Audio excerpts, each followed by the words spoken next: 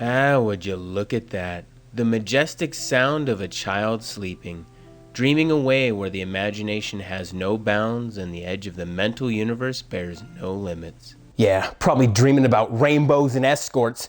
Desensitized by your Call of Duties? You want to watch Dora the Explorer? No? You'd rather watch Dance Moms? Good, because I'd love to catch up on Abby Lee and her fat ass!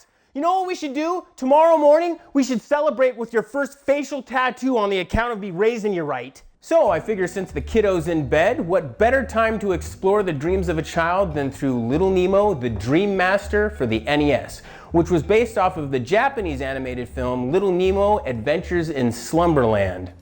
How do you like that segue? Not to mention I was just on the couch. It's like I teleported or something. Oh, yes! The music is bringing back the memories! Without even playing, I can still remember the difficulty that helped forge the bleeding ulcers I still enjoy today. Every time I swallow a pill, I think of you, Nemo. I think of you.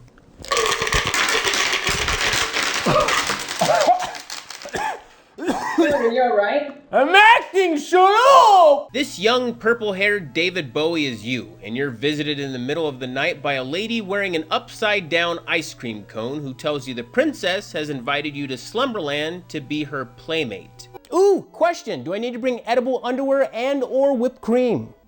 I'll hew your Hefner. Wow, really? But if she's a princess, then she must be a girl, right? And if she's a girl, does that mean she has one of those vagina things? She's not just a girl, she's a princess. Ah, so what you're saying is I have to rub her tiara first. She gives Nemo a present which has candy inside, and Nemo, no joke, says, "Oh, I like candy. Anybody smart enough to give me candy can't be all bad," and agrees to go with the mysterious clown lady. And this is licensed by Nintendo? Congratulations, Nintendo. You were probably responsible for an increase in children jumping into vehicles with strangers that year. Oh, God, it reminds me of that awful night in 1989. Imagine how great I felt when I got in the van and there wasn't any candy. Just a skin lollipop that hadn't been washed for a week.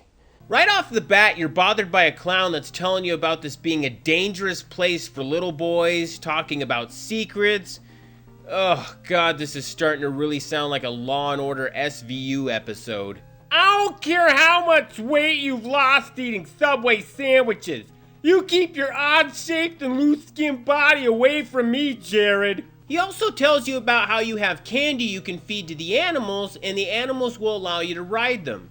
That's pretty cool. And you can also use the candy to stun your enemies, which comes in handy when you're trying to get by. Here we have one of the types of animals you can feed.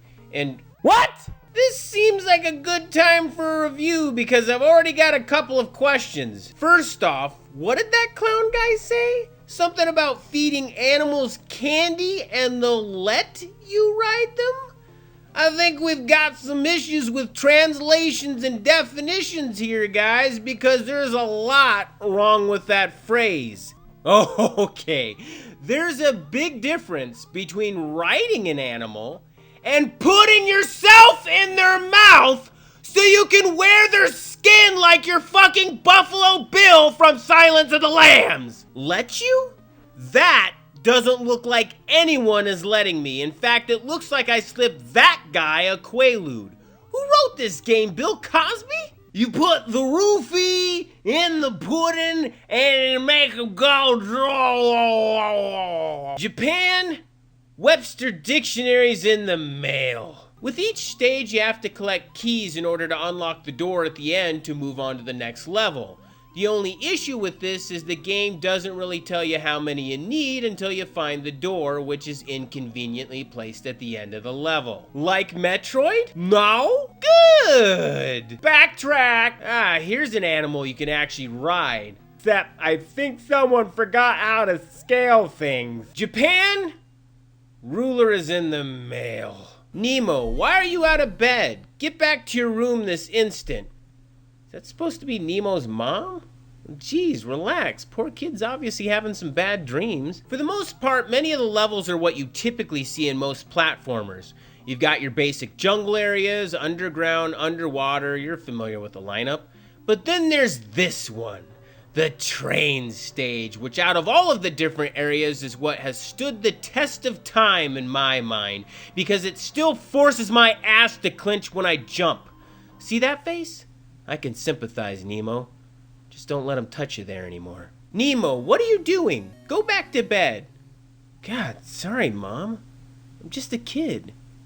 Just a kid. Really, the main attraction of the game is the ability to use the different animals. Some you need and some you don't. While they can vary the gameplay a little, for the most part you're really only using them to get to certain keys that are unattainable in most spots. And even with the different animals, the gameplay can still feel a little tedious. Again, what does it take to get you to just sleep? Alright, you stupid bitch! You think I don't have nightmares? Maybe you're the one keeping me up! You think I can't hear you and the neighbor in the other room during one of your sexcapades? What happened to Dad? You told me Dad moved away. You think I don't know you're signing his name on my Christmas presents each year? I miss you, Dad. Ah! What the hell are those?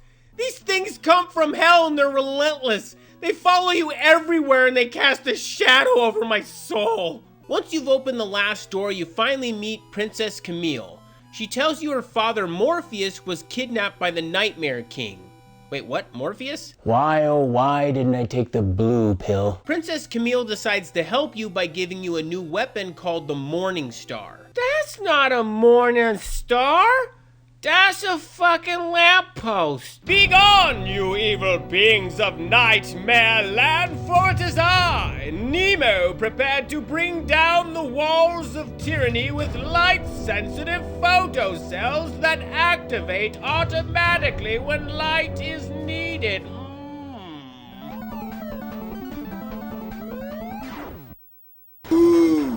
Consider yourself street-lamped, bitch!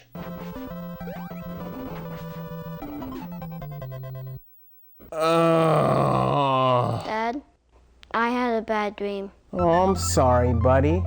Let's get you back in bed, okay?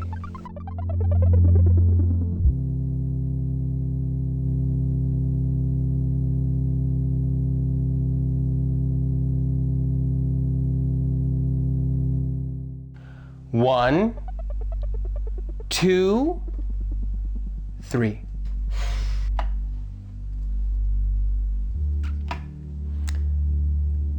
I love you, son.